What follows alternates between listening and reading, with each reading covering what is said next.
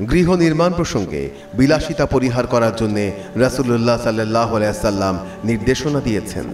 সুনান আবু দাউদ, হাদিস নম্বর 5147।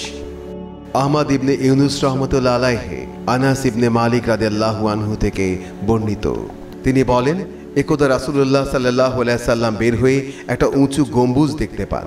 তখন তিনি বলেন, এটা কি? তখন তার সাহাবীগণ তাকে বলেন, এটা অমুক আনসারের বাড়ি। রাবি বলেন, এই কথা শুনে তিনি চুপ করে থাকেন, কিন্তু বিষয়টি তিনি মনে রাখেন। এরপর সেই লোক যখন নবী সাল্লাল্লাহু আলাইহি ওয়াসাল্লামের কাছে আসে এবং তাকে মজলিসে সালাম করে, তখন তিনি কয়েকবার তার থেকে মুখ ফিরিয়ে নেন।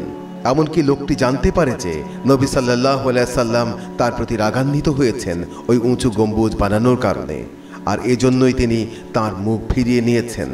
লোকটি এই ব্যাপারে তার বন্ধুদের কাছে অভিযোগ করে এবং বলে, আল্লাহর কসম, আমি রাসূলুল্লাহ সাল্লাল্লাহু আলাইহি ওয়াসাল্লামকে অসন্তুষ্ট দেখছি।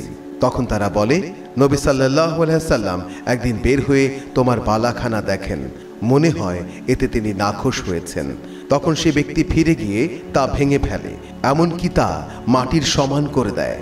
এরপর একদিন রাসূলুল্লাহ সাল্লাল্লাহু আলাইহি ওয়াসাল্লাম বের হন এবং সেখানে সে উঁচু গম্বুজ দেখতে না পেয়ে জিজ্ঞাসা করেন, সে বাড়িটি কই? সাহাবীগণ বলেন, বাড়ির মালিক আমাদের কাছে এই ব্যাপারে আপনার অসন্তুষ্টির কথা বললে আমরা তাকে এই ব্যাপারে আপনার অসন্তুষ্টির কথা জানিয়ে দেই, ফলে সে তা ভেঙে ফেলেছে। তখন নবী সাল্লাল্লাহু আলাইহি ওয়াসাল্লাম বলেন, প্রত্যেক বিলাসবহুল বাড়ি তার মালিকের জন্য শাস্তির কারণ হবে, তবে বসবাসের জন্য যতটুকু প্রয়োজন এরূপ বাড়ি নির্মাণে কোনো ক্ষতি নেই।